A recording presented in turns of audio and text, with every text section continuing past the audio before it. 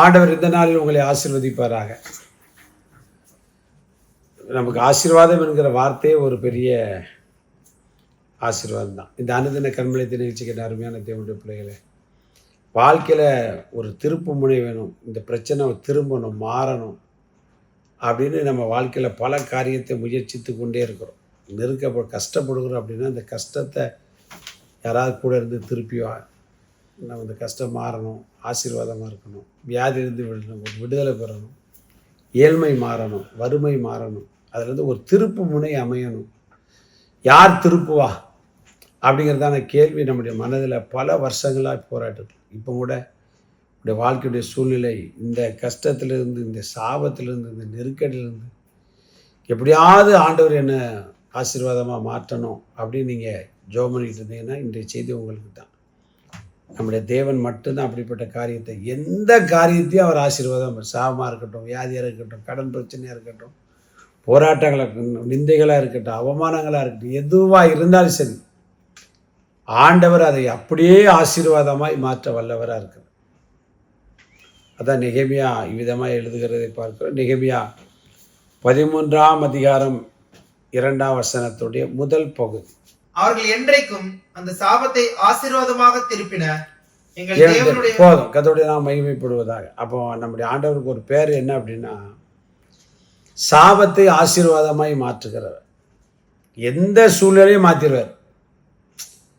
பாலாக்கு பார்த்தீங்கன்னா பீலையாமுக்கு துட்டு கொடுத்து சாபம் போடுன்னு கூட்டு வரான். ஆனால் அவன் ஃபுல்லாக ஆசீர்வதிக்கிறான். ஏன்னா 22, 23, 20 ஆமாம் இந்த 2 அதிகாரத்தில் பார்த்தீங்க அப்படின்னா, இவன் இஸ்ரவேலை சபிக்கணும்னு நினைக்கான். ஆனால் அவன் என்ன செய்தான், ஃபுல்லாக ஆசீர்வதிக்கிறான். ஆமாம், காரணம் என்ன அப்படின்னா, அவன் சாபத்தை பேசு அப்படி சொன்னவனுக்கு அவன் மாற்றுவான்னு மட்டும்தான் தெரியும். ஆனால் மாற்ற விட மாட்டார் அப்படிங்கிறது பீலையாமுக்கு தெரியும்.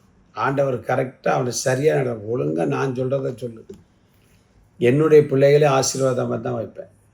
அதை மாற்றிட்டார் பார்த்தீங்களா, டக்குன்னு மாற்றிட்டார். லாபானும் அவன் பிள்ளைகளும் என்ன நினைக்கிறாங்கன்னா, யாக்கோபு விலகாமல் போகணும்னு நினைக்கான்.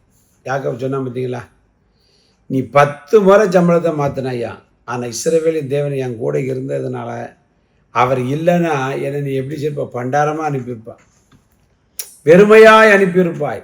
ஆனால் தேவன் என் கூட என்ன செய்தார் இருந்தார். அதனால் அவர் எனக்கு சப்போர்ட் பண்ண. நீங்கள் எதுக்கு கவலைப்படுறீங்க? உங்களுடைய சாபங்கள் எல்லாவற்றையும் கர்த்தர் ஆசீர்வாதம் விடும். ஆமாம், இந்த வருகிற புதிய ஆண்டிலே சாபத்தை ஆசீர்வாதமாய் திருப்புகிறவர், டேர்ன் பண்ணி விட்டுருவார். எப்படி வியாதியை சுகத்துக்கு நேராக திருப்பிடுவார், சாபத்தை ஆசீர்வாதத்துக்கு நேராக திருப்பிடுவார், இல்லாமையே இருக்கிறதுக்கு நேராக திருப்பிடுவார். அவர் வல்லமை உள்ளவர் அல்லவா. ஏதோ வழியாக தண்ணீர் வந்தபடினாலே எங்கேயோ போகிற தண்ணி இங்கே திருப்பி விட்டார் இல்லையா. நீங்கள் எதுக்கு கவலைப்படுதீங்க?